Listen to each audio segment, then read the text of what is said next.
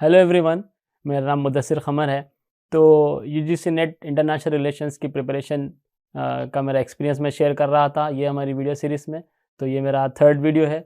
अगर आप लोग फर्स्ट और सेकंड वीडियो नहीं देखे हैं तो आप वो देखिए पहले, उसके बाद आपको ये वीडियो वो हमारे कनेक्शन में चेन में है तो आपको समझ में आएगा। तो थर्ड वीडियो में हम लोग डिस्कस करेंगे कि 6th unit to 10th unit, first to 5th unit का डिस्कशन मैंने अपने सेकेंड वीडियो में किया है। ये मेरा थर्ड वीडियो है जिसमें हम लोग 6th यूनिट से 10th यूनिट हम लोग डिस्कस करेंगे। सो 6th यूनिट हमारा इंडियाज़ फॉरेन पॉलिसी के रिलेटेड है।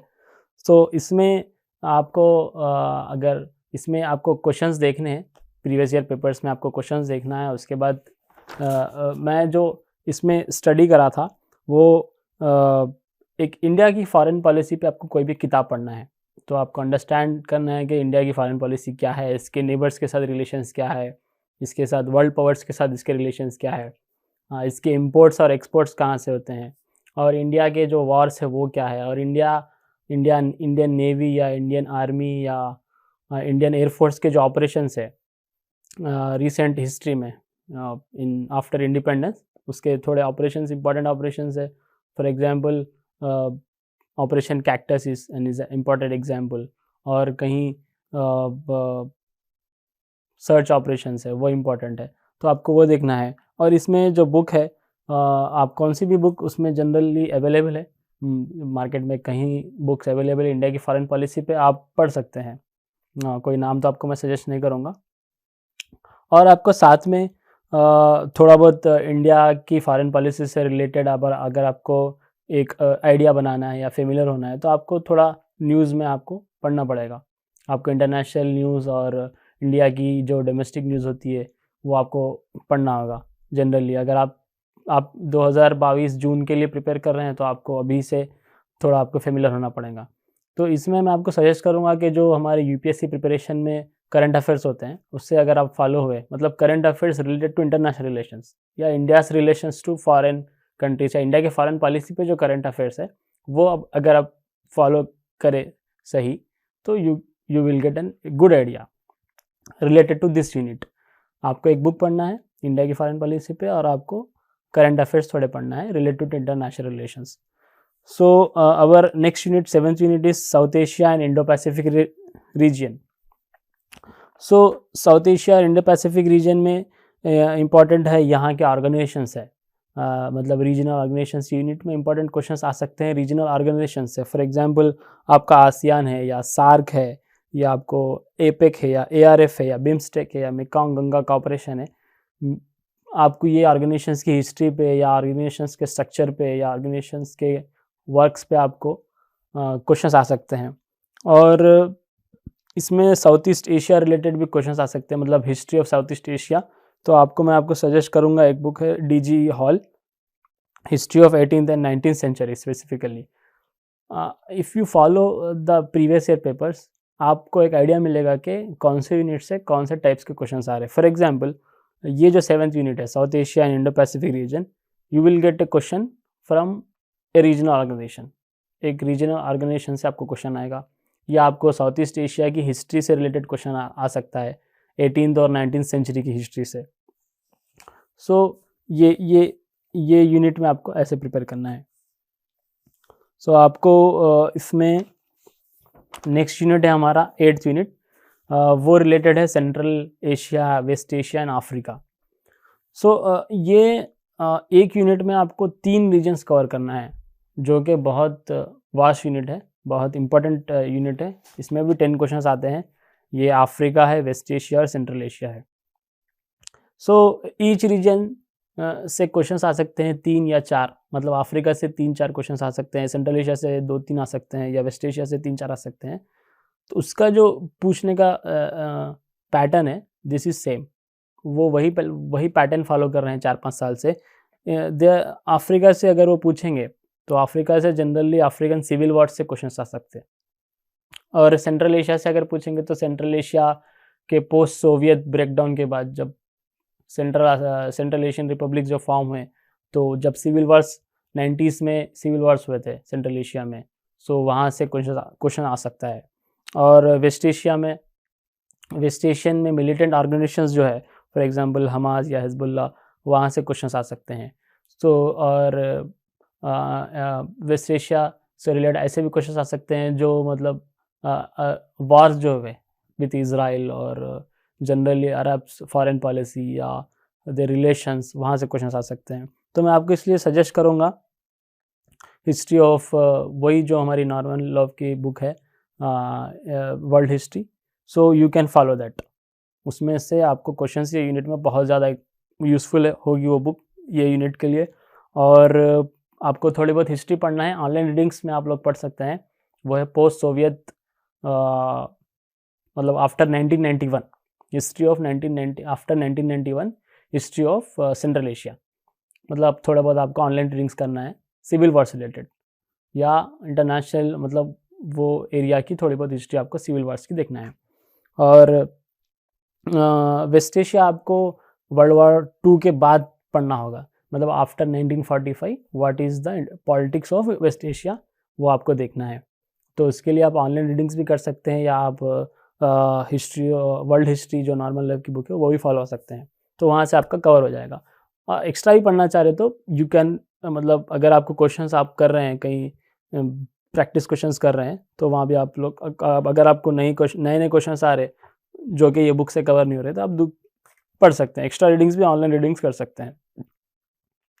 हमारा 9th यूनिट नेक्स्ट यूनिट है यूरोप एंड सोवियत यूनियन और Russia. So for this unit also हमें नॉर्मल लेवल की जो वर्ल्ड हिस्ट्री है वो फॉलो होना है। इसमें आप नाटो, वार्सा पैक्ट और यूरोप की जो हिस्ट्री है, हाउ यूरोप फॉर्म्ड, यूरोप के डिफरेंट ट्रीटीज़ हुए हैं, द फॉर्मेशन ऑफ यूरोप, तो वो बहुत इंपॉर्टेंट है हमें। और रशिया की फॉरेन पॉलिसी से रिलेटेड क्वेश्चंस आ सकते हैं। तो दिस यूनिट इज़ ईजी, मेरे हिसाब से ये यूनिट ईजी है। If you go through the European treaties, मतलब 1954 या 1991 डिफरेंट इटालियन ट्रीटी में डिफरेंट ट्रीटीज़ हैं यूरोप के, तो वो आप लोग देख सकते हैं 9th यूनिट। तो मैं आपको इसके लिए तो वो जो वर्ल्ड हिस्ट्री हमारी किताब है और एक्स्ट्रा आपको ऑनलाइन रीडिंग्स करना होगा।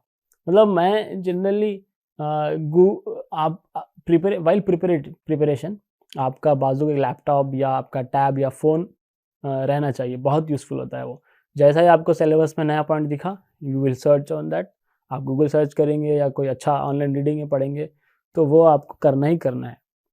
आपको इंटरनेट कंपलसरी है, सो आपको यूज़ करना है।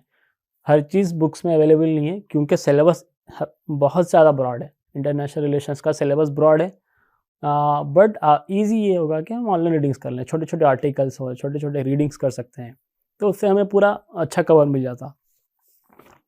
तो next and last unit is related to Americas, Latin America या South America and North America. So ये यूनिट इंपॉर्टेंट है। So if we analyse the paper, previous year papers, अगर अमेरिका से क्वेश्चन पूछेंगे तो नॉर्थ अमेरिका से related to America, मतलब United States of America question आ सकते हैं कि आफ्टर वर्ल्ड वॉर 2 या आफ्टर वर्ल्ड वॉर 1 उनके जो सब्सिक्वेंट प्रेसिडेंट्स थे, मतलब उनके प्रेसिडेंट्स के डोमेस्टिक या फॉरेन पॉलिसी के रिलेटेड क्वेश्चंस आ सकते हैं। What are their policies related to domestic politics या इंटरनेशनल पॉलिटिक्स में उनके क्या पॉलिसी रहे होंगे, उस पर क्वेश्चन आ सकता है। मतलब आप लोग ये इंपॉर्टेंट फोकस करना है कि वो रीजन पढ़ना है। अब वो रीजन की हिस्ट्री पे क्वेश्चन आ सकता, प्रेजेंट पॉलिटिक्स के ऊपर क्वेश्चन आ सकता, वो रीजन की डोमेस्टिक पॉलिटिक्स पे क्वेश्चन आ सकता। So every region is broad and every region have many countries. So आपको देखना है कि वो रीजन से कैसे टाइप के क्वेश्चन आ रहे हैं। मैं इसीलिए आपको आइडिया दे रहा हूँ कि अगर यूनाइटेड स्टेट्स से क्वेश्चंस आ सकता है तो वो उनके प्रेसिडेंट्स की डोमेस्टिक पॉलिसी, फॉर एग्जांपल हम लोग अगर एग्जांपल लेके देखें तो बिल क्लिंटन, तो what are the major policies of Bill Clinton, और example Trump, what are the major foreign policies of Donald Trump, so या major treaties of Donald Trump या मेजर रिलेशंस ऑफ। एंड अगर domestic policy का हम देखेंगे तो Barack Obama के domestic policies क्या हैं, बराक ओबामा किसको प्रमोट करे ज़्यादा, तो we have to read that. अगर हम लैटिन अमेरिका देखें या साउथ अमेरिका देखें तो साउथ अमेरिका से क्वेश्चन आ सकता है उनके इकोनॉमिक इकोनॉमिक कंडीशंस पे या इकोनॉमी से रिलेटेड, उनके IMF से क्या रिलेशंस है वहाँ। और क्वेश्चंस आ सकते हैं कि साउथ अमेरिका में जो और लैटिन अमेरिका में जो ऑर्गेनाइजेशंस है, रीजनल ऑर्गेनाइजेशंस के रिलेटेड क्वेश्चन आ सकते हैं। फॉर एग्जांपल मेर्कोसुर है, they have Organisation of American States है, सो कैरेबियन है, so they can ask from that regional organisations questions from regional organisations और देयर हिस्ट्री और the civil wars related to Central America. So I am not going the detail, but ऊपर से आपको मैं समझा रहा हूँ कि ये टाइप्स के क्वेश्चंस आ सकते हैं। तो इसके लिए आपको जो मॉडर्न हिस्ट्री है, world history, modern world history normal level, वो बुक फॉलो करना है। और मैं आपको यूनाइटेड स्टेट्स के बारे में बताया, जो domestic and foreign policies of every president, you have to go through every president and note down in a notebook and by heart them. उसके बाद आपको इंटर गवर्नमेंटल ऑर्गेनाइजेशंस जो लैटिन अमेरिका में है, different, they are many organizations, you have to go through them and उसकी history आपको देखना है, पढ़ना है, और सिविल वार्स पढ़ना है वो रीजन के। एंड लैटिन अमेरिका के रिलेशंस वर्ल्ड पावर से, मतलब चाइना हो गया, रशिया हो गया, how they are maintaining the relations with the outside world, it is important. तो ये हमारा जनरल ओवरव्यू है 10 यूनिट का। मैं आपको बताया कि पहले यूनिट से 10 यूनिट में आपको हर यूनिट में कैसा कैसा प्रिपेयर करना है। सो इफ़ अगर आपको कोई डाउट है तो you can ask me in the comment box. I will try to explain, I will try to answer. But important ये है कि प्रीवियस ईयर पेपर्स इम्पॉर्टेंट है।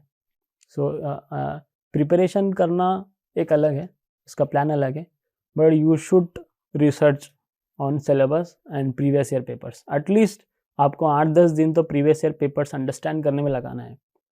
पहले आप सॉल्व करिए, तो फिर आपको उसमें फॉर एग्जांपल पेपर 2 आप पहले सॉल्व करेंगे, तो आप अगर 100 क्वेश्चन सॉल्व करेंगे तो आपको फॉर एग्जांपल उसमें 50 क्वेश्चन करेक्ट जाएंगे, 50 क्वेश्चन रॉन्ग जाएंगे।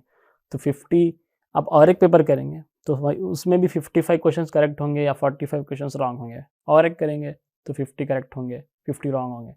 तो आपको एक, अगर आप इसके ऊपर गौर करें, if you analyse the correct answers you are answering, तो you will get a pattern. आपको एक पैटर्न मिलेगा कि आपको पर्टिकुलर रीजन, फॉर एग्जांपल आपके सेंट्रल एशिया में ज़्यादा क्वेश्चंस करेक्ट हो रहे हैं या साउथ एशिया में आपके मिस्टेक्स ज़्यादा हो रहे हैं, so you will get an idea कि आप प्रीवियस ईयर क्वेश्चन पेपर्स में आपकी गलतियाँ क्या हो रही हैं और के स्ट्रेंथ्स क्या है। So you can make an idea. पहला पॉइंट ये है कि आपको स्ट्रेंथ पता चलेगा। सेकंड इम्पॉर्टेंट है वो यूनिट से क्वेश्चंस कैसे पूछ रहा, वो आपको आइडिया मिलेगा। फॉर एग्जांपल इफ़ यूनिट 2 आप previous year papers question solve कर रहे हैं, तो आपको देखना है कि यूनिट 2 से कौन से क्वेश्चन है प्रीवियस ईयर पेपर्स में। So you have to note there from unit 2 he is asking this type of questions, from unit 5 he is asking these type of questions, from unit 10 America he is asking these type of questions 2013 में जून में, from unit 10 he asked these questions। so आपको पता चलेगा, आपको familiar होता जाएगा कि हर units में कैसे कैसे क्वेश्चंस ही वो कैसे कैसे क्वेश्चंस पूछ रहा है। तो प्लानिंग बहुत ज़रूरी है, प्लानिंग या स्ट्रैटेजी बनाना बहुत ज़रूरी है। मेरे 2 अटेम्प्ट्स थे। फर्स्ट अटेम्प्ट में आई cleared net, I got 192 marks. In second attempt I got 204 marks. So first attempt से सेकेंड अटेम्प्ट में मेरे सिर्फ 12 मार्क्स बढ़े, और वो 12 मार्क्स के लिए मैंने 6 मंथ्स प्रिपरेशन किया, फिर इसके लिए 6 मंथ्स मुझे प्रिपरेशन करना पड़ा। So every marks is important. आपको 1 मार्क्स से कट ऑफ में आपको सीट आपकी जा सकती है, या सीट आपको 1 मार्क्स में आपको JRF आ सकता है। सो वो बहुत इंपॉर्टेंट है। प्लानिंग बहुत ज़्यादा इंपॉर्टेंट है, मेरे अकॉर्डिंगली प्लानिंग इंपॉर्टेंट है। एक बार प्लानिंग होने के बाद आपको पता चल जाता है कि कहाँ से पढ़ना है और कौन से बुक्स फॉलो करना है। तो ये रहे मेरे 3 वीडियोस हमारे सीरीज़ के। तो मैं आपको ये जितने भी डिटेल्स दिया हूँ, मैं आपको एक PDF में डिस्क्रिप्शन में आपको मिल जाएगा, आप वहाँ से डाउनलोड कर सकते हैं कि आपको यूनिट्स कौन से है और बुक्स इम्पोर्टेंट क्या है। और आपको अगर एक्स्ट्रा क्वेश्चन है, मैं कुछ पॉइंट्स छोड़ चुका हूँ या भूल चुका हूँ, तो आप लोग कमेंट बॉक्स ओपन है, आप लोग वहाँ पर कमेंट्स कर सकते हैं, मैं ट्राई करूँगा कि मैं उसका आंसर दूँ। सो अगर हो सका तो मैं और एक वीडियो भी बनाऊँगा वो क्वेश्चंस को लेके। Thank you very much and best of luck for your preparation. Thank you very much.